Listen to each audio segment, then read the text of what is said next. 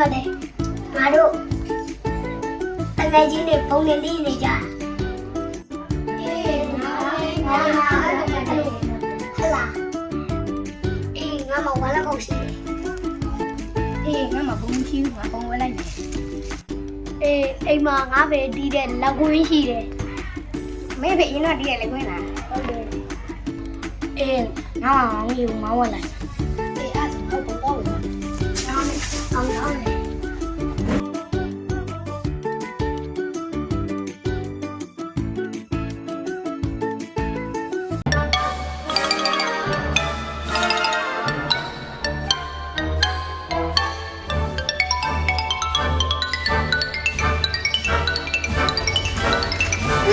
လာဘုံဝဲခြင်းလို့လာပြီလာပြီဘာလဲဒီလိုလဲကွာဘုံဝဲခြင်းလို့ဟောအေး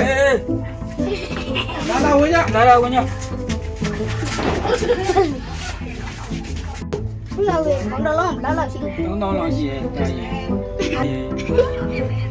မဲယူမလား